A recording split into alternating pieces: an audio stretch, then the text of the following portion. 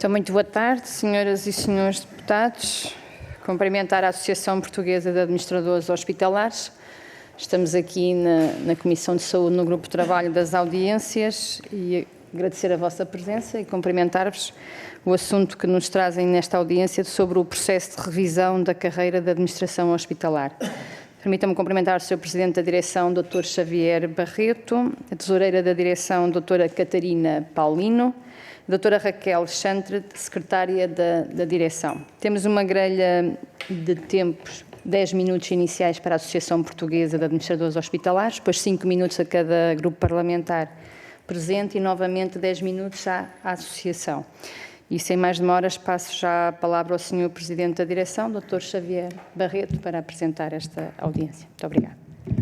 Muito obrigado, muito boa tarde a todos. Começo naturalmente por agradecer a vossa disponibilidade aos senhores deputados, ao Sr. Presidente da Comissão de Saúde. É um gosto poder estar aqui convosco a partilhar esta nossa situação, da nossa carreira, que muito nos preocupa. Já tivemos a oportunidade de falar sobre este tema em outras audiências, em outros momentos, e continua a preocupar-nos porque infelizmente não teve avanços significativos nos últimos meses, depois das conversas que tivemos sobre este tema. Continuamos sem um enquadramento legal para exercer a nossa profissão, continuamos a não ter um acordo coletivo de trabalho que de alguma forma enquadre o nosso exercício profissional, onde fiquem previstos instrumentos tão fundamentais como a avaliação de desempenho ou a progressão na nossa carreira. E eu preparamos aqui alguns slides para podermos refletir sobre esta situação e porque é que chegamos a este ponto. Em boa verdade, sempre existiu gestão nos nossos hospitais, portanto, se recuarmos aos hospitais quinhentistas, já os hospitais quinhentistas, o Hospital de Real de Todos os Santos e todos os hospitais que foram construídos na diáspora, tinham uma figura que era responsável pela gestão. Não pode ser de outra forma, todas as atividades têm alguém que é responsável pela gestão. Nesses hospitais era o provedor, essa função foi sendo sempre mantida nos hospitais ao longo dos tempos. Na década de 40, 50 começa a ganhar mais corpo, a ter funções mais definidas, e em 1968, por obra do professor Coriolano Ferreira, que está ali naquela fotografia, portanto o professor Coriolano Ferreira foi responsável pelos serviços administrativos em 1944 dos hospitais de Coimbra e foi ao longo do tempo construindo aquilo que nós podemos chamar de administração hospitalar moderna, e que se materializou em 1968 com a publicação do Estatuto dos Hospitais. O professor Coriolano Ferreira foi administrador dos grandes hospitais escolares que durante esse período foram construídos pelo Estado, Santa Maria e São João, e em 1968 ele defendia muito esta ideia de que precisamos ter uma carreira estruturada de gestão dentro dos hospitais, e em 1968 publica este Estatuto dos Hospitais, onde fica já prevista esta carreira de administração a par da carreira médica e da carreira farmacêutica. A carreira de enfermagem e outras, curiosamente, ainda não aparece neste estatuto, aparece depois mais tarde.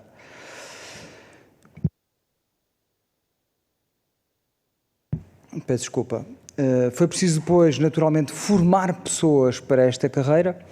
Em 1969 é enviado um grupo de portugueses, entre os quais o professor Correia de Campos, mas outros, eram 6 portugueses que são enviados à França para uma escola de administração hospitalar em Rennes, onde tem o primeiro contacto com aquilo que poderia ser, no fundo, o embrião do futuro curso de administração hospitalar portuguesa, e em 1960 inicia-se o primeiro curso na Escola Nacional de Saúde Pública e de Medicina Tropical, ainda se chamava assim em 1960, depois houve a fusão com o Instituto de Higiene e Medicina Tropical, e cria-se este primeiro curso de administração hospitalar precisamente com este propósito, tendo em conta que os cuidados de saúde são uma atividade altamente complexa, que requer pessoas especializadas neste tipo de gestão e, portanto, não podemos colocar aqui qualquer gestor que não tenha, de facto, uma noção do que é a prestação de cuidados, do que é o processo de prestação de cuidados de saúde.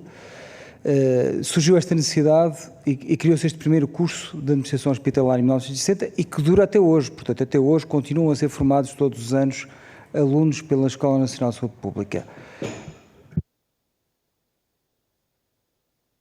pessoas foram aquelas também que fizeram a transição entre aquilo que eram os hospitais da Misericórdia e um conjunto de hospitais que existiam dispersos pelo país todo e que depois são integrados no Serviço Nacional de Saúde em 1979, e este grupo de pessoas, especialistas em gestão hospitalar, deram um apoio fundamental para a criação do Serviço Nacional de Saúde em 1979 e para a integração de um conjunto de hospitais das Misericórdias neste Serviço Nacional de Saúde que nasceu neste período.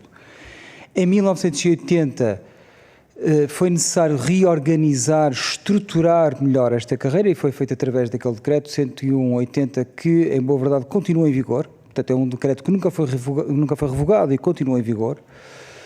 Em vigor para os contratos de trabalho em forças públicas, não para os contratos individuais de trabalho, e é esse um dos problemas que nos traz aqui hoje. E neste decreto 101/80 define-se a estrutura da carreira, a avaliação de desempenho e a progressão ao longo dessa carreira. Infelizmente, de lá para cá, nada aconteceu. Em 2002 são criados os hospitais SA, que depois são transformados em EPE 3 anos depois.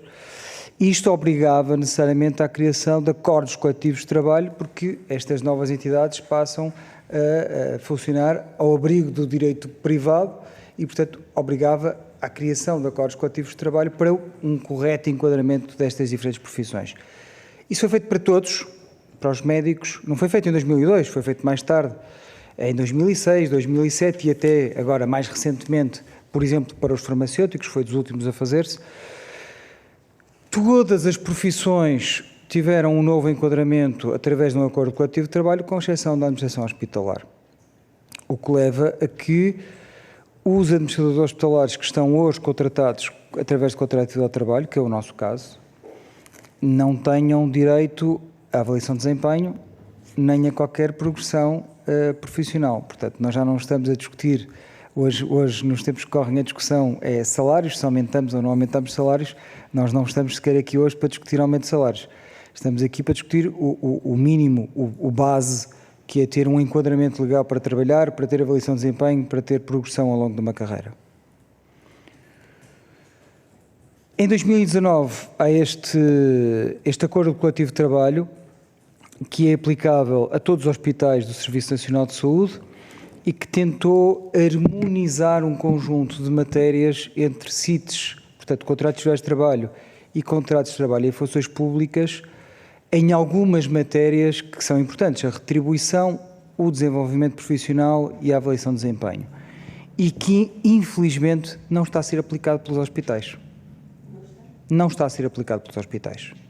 Reparem, nós podemos ter aqui diferentes interpretações, e muitos dos que estão nesta sala têm até certamente mais know-how, mais experiência para poder avaliar aquele clausulado e dizerem-nos o que é que vos parece aquele clausulado, que interpretação é que podemos fazer do que está ali escrito, mas o que está ali, para nós, tem uma interpretação muito literal, até porque a própria redação leva-nos a ter essa interpretação. Reparem, a primeira cláusula diz retribuição e diz a retribuição é igual para os CTFPs e para os CITES. Deixem-me utilizar estas siglas, CTFPs, contratos de trabalho em funções públicas, CITES, contratos de trabalho. E isto continua a não acontecer. Nós continuamos a ter administradores hospitalares contratados em CIT a serem pagos abaixo daquilo que está a ser pago aos contratos de trabalho em funções públicas. A cláusula de desenvolvimento profissional vai ainda mais longe. Diz: os trabalhadores abrangidos por este acordo coletivo de trabalho têm direito a um desenvolvimento profissional, o qual se efetua mediante a alteração do posicionamento remuneratório, nos mesmos termos em que estes institutos se encontram regulados para equiparados trabalhadores com vínculo de emprego público. E o que o legislador, não foi o legislador, foram as partes aqui que quiseram dizer, portanto, a tutela e os hospitais, o que quiseram dizer aqui foi: se não temos uma carreira já criada para os CITES, então vamos simular uma carreira semelhante àquela que já existe para os CTFPs, avaliar na mesma os CITES e fazê-los progredir ao longo dessa carreira e desses escalões que já existe para os CTFPs. Pois os hospitais EPE recusam-se a aplicar esta cláusula. É a pergunta que nós também fazemos: como é que é possível? Como é que é possível? Porque isto era suficiente para nós irmos para tribunal já. Para tribunal já. Obviamente que nós tentamos não recorrer. Reparem, o que é que está aqui em causa? Não posso deixar de o dizer, há aqui uma questão que para nós política é difícil ultrapassar, que é uma associação de administradores hospitalares e para tribunal com os hospitais. Nós queríamos evitar isso a todo custo, até pela conflitualidade que isso ia acrescentar ao setor. Já temos um setor suficientemente, com problemas suficientes para não ter que acrescentar este. E, portanto, mas a pergunta que a senhora deputada fez é aquela que nós fazemos. É como é que é possível? Como é que é possível isto não estar a ser aplicado? A cláusula 6ª diz avaliação de desempenho. A avaliação de desempenho tem que ser feita da mesma forma para os sítios que é feita para os CTFPs. E aqui há uma pequena nuance e que tem levado os hospitais também a recusar-se a aplicá-la. A avaliação ao abrigo do 101/80, o tal decreto que estrutura a carreira para os CTFPs, a avaliação de desempenho era feita por uma comissão de pares. Eram 3 administradores hospitalares de primeiro grau que avaliavam os colegas e que diziam se podiam ou não progredir para o grau seguinte. E esta forma de avaliação está, de alguma forma, desajustada daquilo que é a avaliação de desempenho da administração pública atual, que é essencialmente feita por CIADAP, não é? E, portanto, e os hospitais, no entanto, mais uma vez, o clausulado tem uma interpretação muito clara, se nós estamos a avaliar os CTFPs através de uma comissão de avaliação, então criemos uma comissão de avaliação de desempenho para os sítios. É o que está ali dito. Se, porventura, a comissão paritária, onde também está assentada a CSS, não concorda com isto e parece não concordar, então que promova uma alteração a este acordo coletivo de trabalho que garanta que as pessoas tenham avaliação de desempenho. Porque, reparem, a avaliação de desempenho não é só, não é um fim em si mesmo, não é sequer a ideia da progressão remuneratória, é também esta ideia do que é que a avaliação de desempenho pode acrescentar em termos de feedback para o trabalhador, em termos de fixação de objetivos, porque é isso que é o CIADAP, fixar objetivos para os trabalhadores, objetivos até de resultados da unidade que está a gerir, dar feedback ao trabalhador e ajudá-lo a melhorar. É esta a ideia do CIADAP. E, portanto, nós estamos privados, infelizmente, desse mecanismo.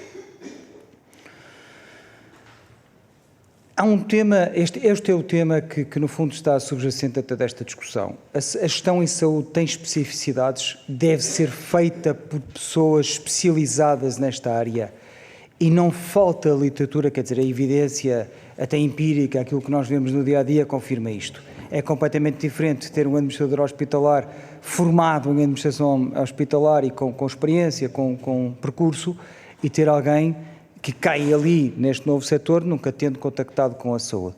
Mas a verdade é que existe evidência sobre isto.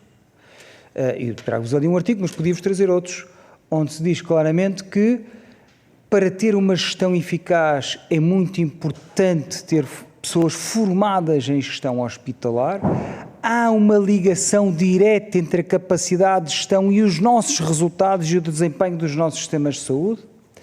E, portanto, grande parte dos países, particularmente dos sistemas de saúde mais evoluídos, assume isto como um ponto assente. Faz sentido, é obrigatório ter pessoas com formação específica em gestão e administração hospitalar a gerir unidades de saúde. E, portanto, nós já não devíamos estar a ter esta discussão. Portanto, mais um exemplo, portanto, este é um estudo da London Business School que confirma também isto. As melhores práticas de gestão feita por profissionais especializadas está associado a taxas de mortalidade mais baixas, a um melhor desempenho financeiro, em suma, a melhores resultados, de uma forma geral. E, portanto, se nós temos as pessoas, em boa verdade, até pessoas interessadas, empenhadas em dar o seu melhor para o Serviço Nacional de Saúde, porque é que não as agarramos? E agarrá-las é dar-lhes um acordo coletivo de trabalho que lhes permita trabalhar com dignidade. Este é um quadro retirado de um estudo feito em 2000, de uma análise comparativa feita em 2017 por colegas nossos, a pedido do Governo, diga-se. O Governo criou um grupo em 2016 para propor para apresentar uma proposta de revisão de carreira e ela foi apresentada, foi até visada, validada pelo Secretário de Estado à data, pelo Dr. Manuel Algado, mas infelizmente nunca foi publicada. E este estudo comparativo mostra-nos que em países como a França ou a Inglaterra, que é um sistema de saúde com o qual nós muito nos comparamos, esta é uma carreira que está perfeitamente sedimentada. Portanto, em França, para ser administrador hospitalar, tem que se ter uma formação específica. O NHS England até vai mais longe, que é um tema que nós também podíamos discutir. O NHS England tem uma academia de gestores. Dentro do Serviço Nacional de Saúde inglês, existe uma academia que investe na formação dos seus próprios gestores. E de onde saem, obviamente, e as pessoas vão progredindo. A atual diretora executiva, CEO do NHS England, é um produto dessa escola de formação deste sistema de saúde. Vamos terminar, Dr. Xavier. Sim, muito rapidamente. O que é que falta? Qual é a nossa situação? Uma carreira por rever desde 2002, administrador de hospitalares sem avaliação de desempenho, sem progressão na carreira. O próprio 101/80 que está em vigor não é aplicado. Nós temos colegas que estão em contratos de trabalho em funções públicas parados no mesmo lugar, por exemplo, algum administrador hospitalar que já está no primeiro grau, que podia concorrer para um lugar de primeira classe e não concorre porque os hospitais não abrem vagas, não recrutam. Os hospitais recrutam menos administradores hospitalares porque têm dúvidas sobre o enquadramento legal, à falta de um acordo coletivo de trabalho, e isso traduz num resultado que é tudo aquilo que não queremos, um modelo de gestão cada vez mais pobre e resultados que são uma consequência direta desse modelo de gestão. Nós fizemos muito recentemente um census,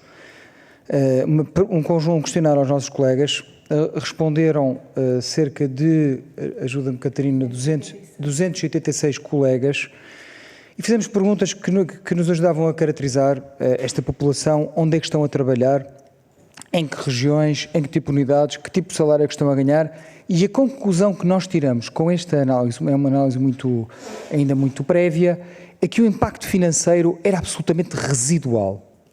Reposicionar estas pessoas teria um impacto financeiro de cerca de 100 mil euros por mês, portanto, 1.200.000, 1.400.000, se quisermos contar com o ano todo, que é um impacto residual num setor que tem um orçamento de quase 15 mil milhões de euros e que tem resultados que têm que melhorar muito rapidamente. E, portanto, obviamente concorre para esta nossa ideia de que o impacto seria praticamente nenhum e os resultados, obviamente, esperamos nós que seriam muito melhores que aquilo que temos tido. Esta proposta foi apresentada em 2017, foi validada, aquela assinatura que conseguem ver ali no canto superior direito é do Secretário de Estado, Dr. Manuel Delgado, a dizer válido, siga para publicação, mas infelizmente nunca foi publicado. No entanto, os administradores hospitalares, e estão aqui alguns nesta fotografia na última conferência que fizemos em março em Guimarães, continuam muito empenhados, continuam a ser os maiores defensores do Serviço Nacional de Saúde, continuam a dar o seu melhor para que o Serviço Nacional de Saúde não pare, mesmo com tantos problemas, com tantas dificuldades, e portanto se há grupo que está comprometido com o Serviço Nacional de Saúde e até com as mudanças que estão neste momento em curso no Serviço Nacional de Saúde, são os administradores hospitalares. E precisamente por isso, também por isso, é fundamental dar-lhes este incentivo, que é mais do que justo, porque o que estamos a pedir é o básico dos básicos, é enquadramento legal para exercermos a nossa profissão. E, portanto, o que nós pedimos a esta Comissão Parlamentar e aos grupos parlamentares aqui presentes é que nos ajudem nesta luta, se possível, propondo uma alteração desde já ao Orçamento de Estado para 2024, para que contemple nas várias medidas, até tendo em conta que o impacto financeiro é residual, contemple nas várias medidas que aí estão plasmadas, já a revisão da nossa carreira. Muito obrigado. Muito obrigada, Dr. Xavier Barreto. Vou passar a palavra então aos grupos parlamentares. Passar a palavra ao Grupo Parlamentar do Partido Socialista, Sr. Deputado Luís Soares, até 5 minutos, por favor. Muito obrigado, Sra. Presidente, Senhoras e Senhores Deputados, Sr. Presidente Dr. Xavier Barreto, cumprimento também a Dra. Catarina, a Dra. Raquel, agradecendo a disponibilidade também para mais uma vez estar connosco na Comissão de Saúde, porque creio que deste debate e desta discussão poderão sempre resultar mais-valias para o Serviço Nacional de Saúde, não tenho dúvidas disso. Aliás, tomei em devida nota aquilo que hoje repetiu e que também já tinha dito no Congresso em Guimarães, onde também tive a oportunidade de estar presente, e dizer que creio que algumas das preocupações que a Associação, pela voz do Sr. Presidente, mas também de outros representantes da Associação naquele Congresso foram ditas, tiveram, digamos assim, eco naquilo que é o trabalho do Governo.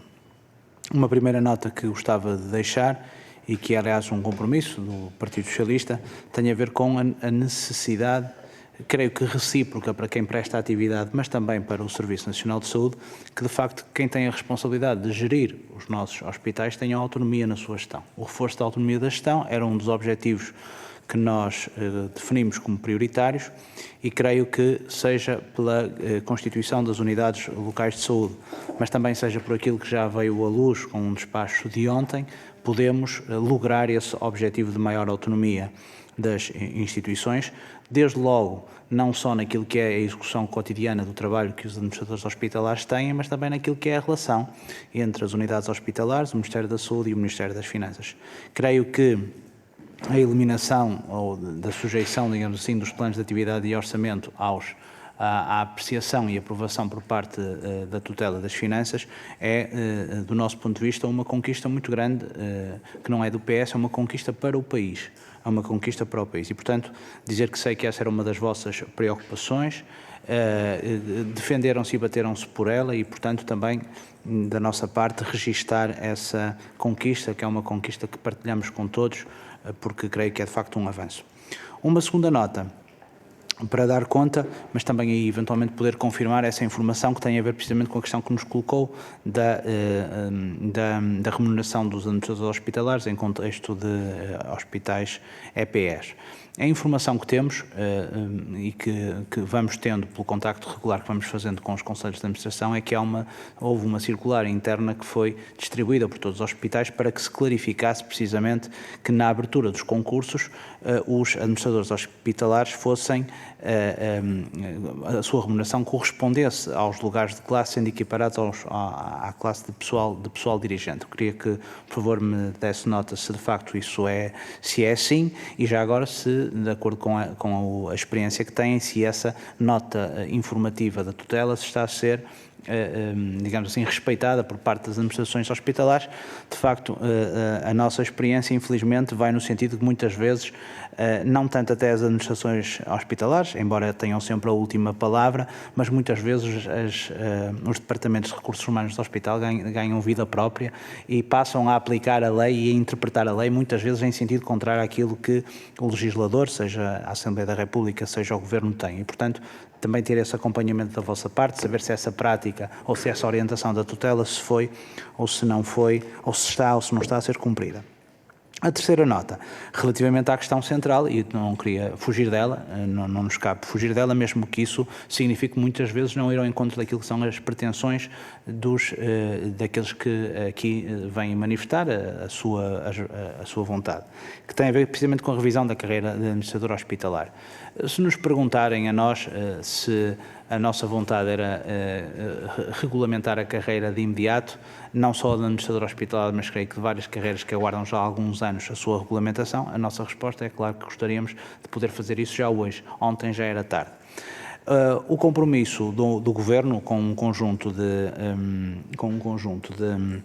de profissões na área da saúde tem sido um compromisso gradual. Como sabem, começamos com a valorização, ainda neste mandato, da carreira da enfermagem. Temos até ao final do ano o compromisso de regulamentação da carreira de técnico auxiliar de saúde e a informação que temos da tutela, temos questionado recorrentemente esta matéria, também já tive a oportunidade de transmitir ao Sr. Presidente, é de que o compromisso do Governo para a criação da carreira de administrador hospitalar se iniciará no ano 2024 para a regulamentação em 2025. E, portanto, dizer-vos que creio que esse aspecto é um aspecto que faz parte de um processo evolutivo de valorização daquilo que é o papel dos administradores hospitalares. Nós não temos dúvidas absolutamente nenhumas da mensagem que aqui nos trouxe. Não é possível ter um sistema eficiente e eficaz se não valorizarmos os profissionais de saúde e, desde logo, os profissionais de topo que têm a responsabilidade de gerir. E, portanto, a nossa convicção firme é de que, no quadro daquilo que são os compromissos que vamos assumindo, depois de termos feito o reforço da autonomia, ou estarmos a fazer o reforço da autonomia de gestão e também de clarificação de algumas questões de natureza particular, como é o caso da remuneração dos administradores hospitalares e da sua equivalência para os contratos Para terminar, de Sr. trabalho. Deputado. Terminarei. A revisão da carreira de administradores hospitalares será também uma meta que procuraremos atingir. Muito obrigada. Muito obrigada, Sr. Deputado. Vou passar a palavra ao Grupo Parlamentar do PST, Sr. Deputado André Marques. Faz favor. Muito bem. Senhora Presidente, senhoras e senhores deputados, excelentíssimos membros da delegação da Associação Portuguesa de Administradores Hospitalares, na pessoa do Sr. Presidente Dr. Xavier Barreto, muito bem-vindos. É com grande privilégio que hoje escutamos uma entidade incontornável na definição de políticas públicas de saúde em Portugal, portanto, a Associação Portuguesa de Administradores Hospitalares. Nós reconhecemos esta associação como um elemento crucial na discussão dos temas vitais relacionados com a saúde em Portugal, na promoção do conhecimento, no desenvolvimento das soluções inovadoras e na representação ampla dos interesses socioprofissionais dos administradores hospitalares, portanto, que tem tido um desempenho fundamental e nevrálgico. Pois bem, estamos plenamente cientes dos desafios que o país enfrenta na gestão do sistema de saúde e na premente otimização de recursos disponíveis e a criação de valor na saúde. E, nesse sentido, o maior desafio é melhorar, todos concordarão, melhorar a resposta do sistema de saúde e a qualidade de vida dos nossos cidadãos. E compreendemos que os níveis de eficiência desejados por todos só se conseguem em primeira fase com um verdadeiro envolvimento dos diversos intervenientes no setor da saúde e com o foco único de melhorar a prestação de cuidados de saúde e torná-los mais acessíveis a todos. Entendemos assim que a visão da APA vai além das métricas de gestão, dos indicadores de gestão, e procura, de certa forma, corrigir a percepção, muitas vezes errada, sobre os administradores hospitalares, que são vistos apenas numa ótica apenas economicista e focados na redução de custos. Pois, se avaliarmos a estrutura de recursos humanos do sistema de saúde, estamos perante uma classe de extrema importância, mas de certa forma invisível, no entanto, com necessidades de motivação e reconhecimento que se reflete inevitavelmente na resposta concreta ao utente. Há que reconhecer isto. Refiro em particular o incumprimento legal, que frisou há pouco na sua intervenção. Portanto, foi referido, queria agora aqui entrar noutro âmbito, que foi referido há poucos dias pelo Sr. Primeiro-Ministro, que o problema da saúde em Portugal não é uma questão de orçamento. Portanto, e segundo a vossa proposta que nos trazem aqui, e que já de certa maneira é um enquadramento de proposta para o Orçamento de Estado, efetivamente não condiz com o que o Sr. Primeiro-Ministro nos diz, que não é só uma questão de orçamento. Se assim fosse, estaria de certa maneira resolvida a vossa questão. E acho até de mau tom, porque tem um certo tom acusatório, dizendo que é um problema, não é de orçamento, é um problema quase que apontando que os administradores hospitalares e os próprios utentes do CNS. Nesse pressuposto, queria colocar aqui algumas questões. Primeiro, sobre a revisão da carreira dos administradores hospitalares, sobre a evolução da intenção do Governo e o adiamento da negociação da carreira. O que é público e que eu tenho conhecimento, e o Grupo Parlamentar do PC tem conhecimento, foi dito que só daqui a 2 anos é que seria efetuada essa revisão. Soube agora, pelo menos, que seria para o ano. Não sei qual é o vosso conhecimento concreto. Portanto, o que está publicamente é que vos foi transmitido pelo Governo que seria só revisto daqui a 2 anos, portanto, em 2025. Gostaria de saber essa questão. Depois, gostaríamos também de ouvir propostas concretas sobre a carreira dos administradores hospitalares. Portanto, no fundo já o fizeram há pouco, mas se quiserem podem reforçar, gostaríamos muito. E queríamos perguntar também sobre a crise atual no SNS, como é que a APA avalia a crise atual e se tem algumas propostas mais concretas e detalhadas para nos transmitir. E queria também colocar aqui uma questão sobre a relação com o Ministério das Finanças. Mais concretamente, sobre um apontamento que vocês fizeram publicamente ao Ministério das Finanças de chumbar contratações propostas nos orçamentos hospitalares. Pode a APA oferecer mais insights sobre esta situação, explicar como isso afeta o funcionamento dos hospitais e o atendimento aos doentes? Por último, gostaríamos de ouvir a vossa reação à proposta de lei do Orçamento de 2024 na área da saúde e se considera a proposta credível e que valoriza a profissão de saúde. Portanto, estas são as questões que refletem as preocupações e prioridades do Grupo Parlamentar do PSD em relação à saúde em Portugal. Estamos empenhados em entender os desafios atuais do sistema de saúde, mas também delinear estratégias para o futuro e um futuro mais resiliente, de forma a evitar o caos que já se verifica. Muito obrigado, Sr. Presidente. Muito obrigada, Sr. Deputado. Eu reforçava só o âmbito desta audiência, que é pedida pela Associação Portuguesa de Administradores Hospitalares e que o assunto é sobre o processo de revisão da carreira de administração hospitalar. E passava já a palavra ao Sr. Presidente da Direção, Dr. Xavier Barreto, para as respostas que entender nos 10 minutos destinados. Muito obrigada. Eu vou tentar responder às questões todas com a maior celeridade, para não deixar nenhuma de fora. Portanto, de facto, a autonomia que foi devolvida à saúde, eu diria que é o ponto mais importante deste orçamento para nós. Como referiu e bem o deputado Luís Soares, era um pedido que fazíamos já há muitos anos. E não é aqui nenhuma desconfiança do Ministério das Finanças, é de facto atribuir a capacidade de decidir a quem melhor conhece o setor, quem melhor pode ajuizar se um investimento é ou não necessário, se uma contratação é ou não imprescindível para aquele hospital. E esta é uma mudança, parece um detalhe, mas não é. É uma grande mudança no modelo de governação da saúde e que está plasmada neste Orçamento de Estado. Os hospitais deixam de fazer um plano de atividades e orçamento, passam a fazer um plano de desenvolvimento organizacional que passa a ser aprovado apenas e só pela saúde. O Ministério das Finanças traça um quadro global para um triênio, mas depois quem decide é a saúde. Essa foi sempre a nossa visão da governação do sistema. Fizemos, de facto, muitas insistências ao longo dos últimos anos e particularmente no último ano e ficamos muito satisfeitos por estar neste Orçamento de Estado essa mudança e acho que abre um conjunto novo de oportunidades, portanto, até de relação entre a direção executiva e os hospitais. Abre um conjunto completamente novo de oportunidades. A circular normativa que se referiu o Sr. Deputado Luís Soares, de facto, foi emitida. Não queria deixar de reconhecer aqui o empenho do Secretário de Estado, Dr. Ricardo Mestre, neste tema. Apesar de não ter havido uma revisão da carreira, o Dr. Ricardo Mestre tem demonstrado interesse neste tema. Temos tido algumas reuniões, 2, 3 reuniões para discutir. E esta circular normativa surge na sequência de uma dessas reuniões. Mas a informação que temos é que não está a ser aplicada em todos os hospitais. Obviamente que tomaremos boa nota dos hospitais que não a estão a cumprir e faremos chegar essa informação à tutela para que haja inconformidade.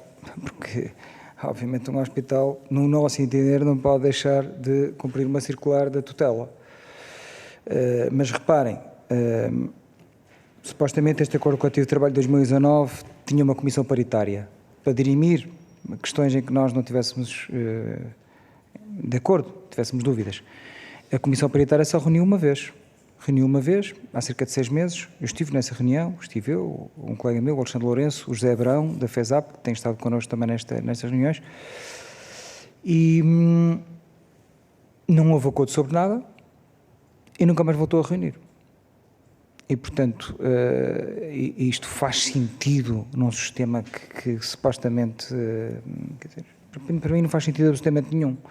Uma comissão paritária que tinha como única função a garantir a aplicação do Acordo Coletivo de Trabalho, que não está a ser aplicado, nunca mais reuniu. E a responsabilidade... Eu presumo que seja a CSS, porque a CSS tem estado connosco nestas reuniões. E, portanto... Como é que isto se pode explicar a alguém? Não tem explicação. Não tem explicação. Isto é verdade que o problema pode ser difícil de discutir, podemos ter aqui divergências, mas fazer de conta que o problema não existe é que não é solução de certeza. E, portanto, quanto à negociação da revisão da carreira, a informação que temos é que seria em 2025. Nós não temos ainda nenhuma indicação formal de que a negociação vai começar em 2024. Essa poderia ser uma solução aceitável. Portanto, eu não esperaria que nós pudéssemos discutir e aprovar a carreira em 2024.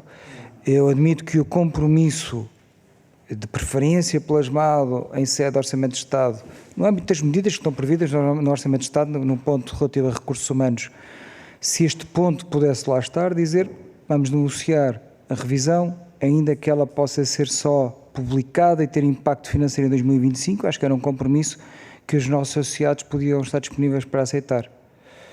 Mas essa proposta não nos foi apresentada. Mas admito que possa ser discutido com os nossos... Eu não decido sozinho, eu represento um conjunto de associados, terei que, obviamente, discutir isso com os meus associados, e com a minha direção, naturalmente, mas acho que seria um compromisso aceitável. Quanto às questões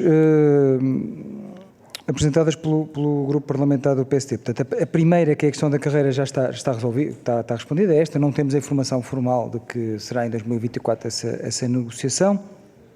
A nossa proposta de carreira é uma proposta que, no fundo, está enquadrada e obedece àquilo que é uma carreira, qualquer outra carreira da administração pública.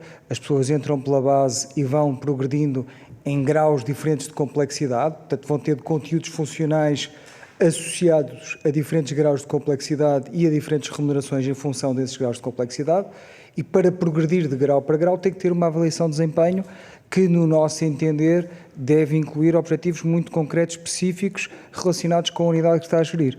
Portanto, nós temos perfeita noção que estamos disponíveis para isso, para sermos responsabilizados por aquilo que fazemos. Portanto, nós assumimos compromissos com os resultados das nossas unidades e progredimos se os atingirmos. É isto que tem que ser a avaliação de desempenho. E é para isto que nós estamos disponíveis. A crise atual do sistema de saúde daria quase uma outra audiência. Eu dividiria aqui em dois grandes temas. Há uma crise relacionada com as horas extraordinárias. Não há alternativa a um acordo entre a tutela e os sindicatos. Acho que tem que haver boa fé, não é a melhor expressão, certamente que há boa fé das duas partes. Tem que haver disponibilidade para chegar a esse acordo por parte quer da tutela, quer dos sindicatos, porque não há alternativa para mantermos os serviços de urgência abertos daqui até ao final do ano. Não há alternativa senão os médicos voltarem a fazer horas extraordinárias. E, portanto, isto é difícil de dizer porque garantir serviços de urgência à custa de horas extraordinárias é errado, é péssimo, não devia ser assim. Eu não defendo, obviamente, que de forma estrutural os serviços sejam garantidos com horas extraordinárias, mas infelizmente foi o sistema que construímos ao longo de muitos anos. E nós não conseguimos escapar a esse sistema, a esta forma de organização de trabalho em 2 dias, nem em 2 meses. Isto vai demorar tempo. Podemos criar equipas dedicadas, podemos contratar mais médicos, podemos tornar os contratos mais atrativos para conseguirmos recrutar mais pessoas, mas tudo isso não vai acontecer em 2 meses. Portanto, para amanhã, eu acho que nós temos que pensar numa solução para amanhã, porque amanhã os doentes já estão em risco, hoje, já estão em risco, tem que haver um acordo. Tem que haver um acordo. A médio e longo prazo, nós acreditamos na mudança que está em curso, quer dizer, nós acreditamos há um ano na direção executiva e nas pessoas que encabeçam a direção executiva e não deixamos de acreditar. Nós temos que abandonar esta ideia de que as coisas acontecem de um dia para o outro, não acontecem. Qualquer processo de transformação do sistema de saúde e de criação de um sistema de saúde integrado demora 10 ou 20 anos. Não é em Portugal, é em todo o mundo. Nós há poucos dias tivemos cá uma especialista, Anne Carroll, da Federação Mundial da Integração de Cuidados, que nos dizia que todos os sistemas de saúde que fizeram esta mudança demoraram 20 anos a conseguir a integração de cuidados. E, portanto, temos que contar com isso, tem que ser essa a nossa expectativa.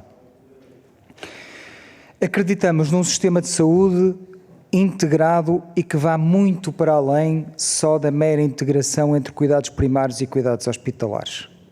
É um sistema de saúde que tem que integrar uma rede de entidades, uma rede de pessoas, de instituições, em que todas elas podem contribuir para um novo percurso do nosso doente. O que é que isto quer dizer? Quer dizer que as farmácias, as associações de doentes, o setor social, também o setor privado, se for o caso, todos têm que contribuir para este novo percurso. Vamos olhar para as urgências de uma forma mais concreta. Se nós temos doentes na urgência que vão lá recorrentemente porque têm problemas da zona terapêutica, este doente deve ser referenciado para a farmácia comunitária. Se temos um doente que vai frequentemente à urgência porque não tem uma casa para viver ou não consegue alimentar-se adequadamente, este é um problema social. Tem que ser referenciado aos serviços sociais do município. Se temos um doente crónico que não tem um acompanhamento adequado da sua patologia crónica e por isso está sempre a agudizar e ir à urgência, e este doente deve ser referenciado, se calhar não para uma consulta médica, porque os médicos já não acomodam mais consultas, como sabemos, mas se calhar para uma consulta de enfermagem, para que possa gerir e acompanhar melhor este doente. E, portanto, é esta a transformação que nós temos que fazer no nosso sistema. As unidades locais de saúde que estão agora a ser criadas pela direção executiva são o ponto de partida para isto. O ponto de partida para um trabalho de 10 ou 20 anos, de transformação total, de criação de uma rede, portanto, que não se pode cingir só aos cuidados primários e cuidados hospitalares. E, obviamente, que os administradores hospitalares serão, de certeza, os principais obreiros interessados nessa mudança. Portanto, essa é a área onde nós nos sentimos confortáveis. É desconstruir percursos, é construir soluções. Por isso é tão importante agora também rever a carreira e capacitar o nosso grupo profissional. Relativamente ao Orçamento de Estado, há medidas muito importantes. A capacitação dos cuidados primários de saúde, a aposta que é feita na saúde mental, pequenos pontos como atribuirmos às farmácias novas funções, está no Orçamento de Estado. Era outra medida que nós pedíamos há muito tempo. Permitir que as farmácias possam tratar patologia aguda simples é o ponto de partida para esta reforma da que estávamos a falar. Não percebi, desculpe, Sra. Deputada. Sim. Sr. Deputado, vamos só deixar de terminar. É o que já existe, é o que já existe em inúmeros sistemas de saúde. Na Inglaterra está neste momento em curso essa reforma. Sr. Deputada, não vamos fazer diálogo, senão não terminamos a audiência, por favor. O que nós nos recusamos é aceitar, eu percebo a questão que está a colocar, o que nós nos recusamos é aceitar que não vamos fazer porque não estamos preparados. Se não estamos preparados, temos que nos preparar. E, portanto, em muitos outros sistemas de saúde, no Canadá, sistemas de saúde evoluídos, Canadá, Inglaterra, Nova Zelândia, em todos estes sistemas de saúde, os farmacêuticos, os enfermeiros, um conjunto enorme de profissionais têm funções avançadas. Se não temos, então trabalhamos para isso. Porque se pensamos que vamos conseguir responder ao aumento de procura que temos neste momento e que vamos ter nos próximos 20 ou 30 anos com os recursos que temos hoje e com a organização que temos hoje, desenganemos-nos, porque isso não vai acontecer. Só vai piorar. E, portanto, o sistema de saúde tem que ser completamente transformado, recorrendo a outras profissões e a outros percursos, e nós acreditamos muito nisso. O principal, como já referi, ponto mais favorável é a autonomia. Aquilo que mais nos preocupa é o montante que está previsto para recursos humanos, está previsto um aumento de 6,3. Se fizermos as contas aos aumentos salariais que estão previstos para a função pública, percebemos que sobrará pouco para dedicação plena, transformação de criação de centros de responsabilidade integrados, universalização do modelo do SF tipo B e, portanto, temos algum receio de que o montante aí previsto, que tem um aumento de 6,3, que não seja suficiente. Também temos a expectativa de que, tal como aconteceu este ano, isso não possa funcionar como um obstáculo, porque mesmo este ano, como sabem, o montante executado no ponto de recursos humanos é muito superior ao que foi orçamentado. E, portanto, acreditamos que isso não vai ser um obstáculo à reforma.